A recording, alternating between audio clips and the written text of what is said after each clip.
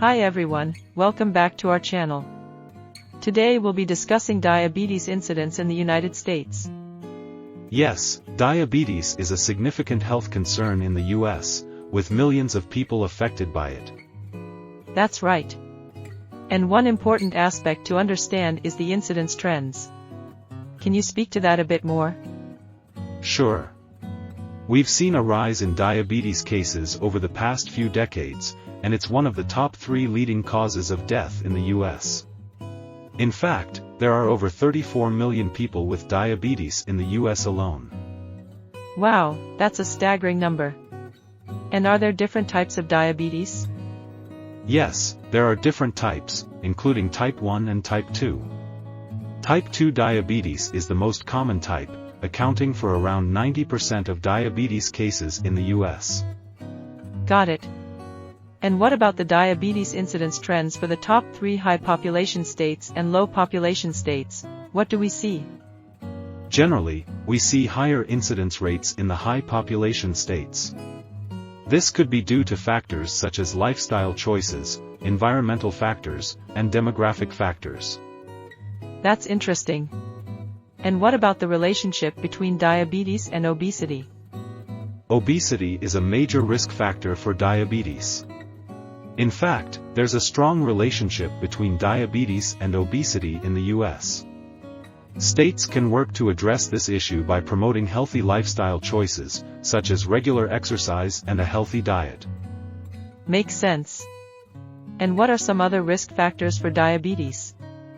Demographic factors such as age, race, and socioeconomic status can also play a role in diabetes incidence rates. Additionally, genetics can also contribute to diabetes risk. I see. And how can states work to address these risk factors? States can promote health equity, provide resources to underserved communities, and support community-based programs that promote healthy lifestyle choices. Great. And what about diabetes prevention? Diabetes prevention is crucial. States can work to promote healthy lifestyle choices and provide education and resources to the public.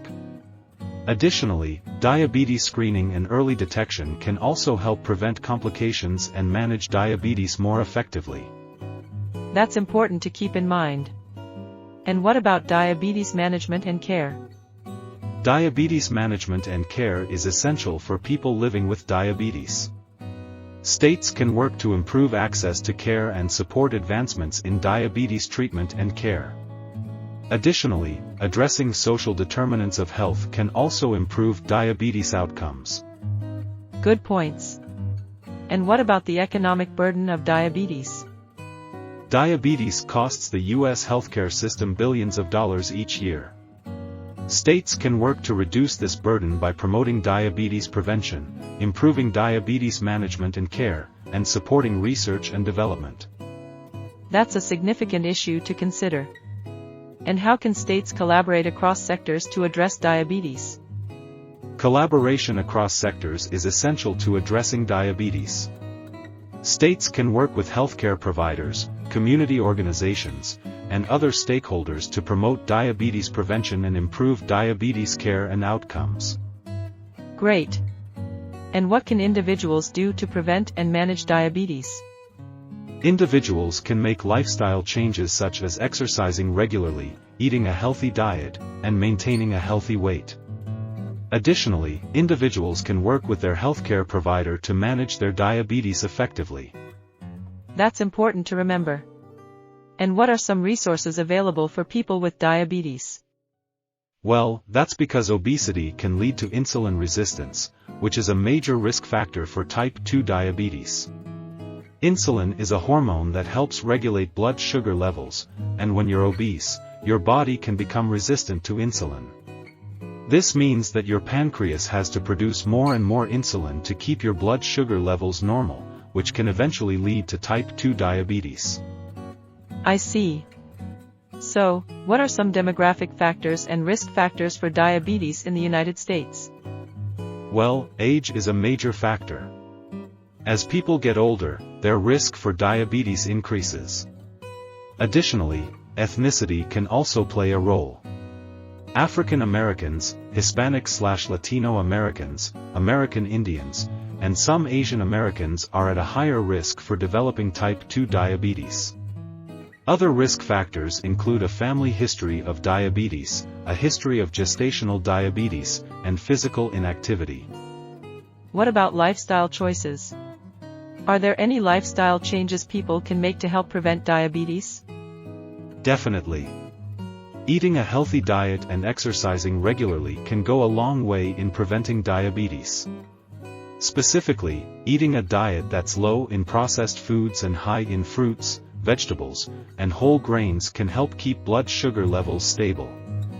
Additionally, getting at least 150 minutes of moderate physical activity per week can also help reduce the risk of diabetes.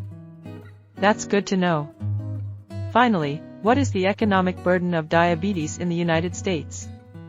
Diabetes is a very costly disease, both in terms of healthcare costs and lost productivity. According to the American Diabetes Association, the total cost of diabetes in the United States in 2017 was $27 billion. This includes $37 billion in direct medical costs and $0 billion in reduced productivity. Wow, that's a staggering number. Yes, it is. And it's why it's so important to focus on preventing diabetes in the first place, as well as managing it well for those who already have it. Absolutely. Well, thank you so much for sharing all of this information with me. It's been really informative. Of course. I'm always happy to help spread awareness about diabetes and its impact.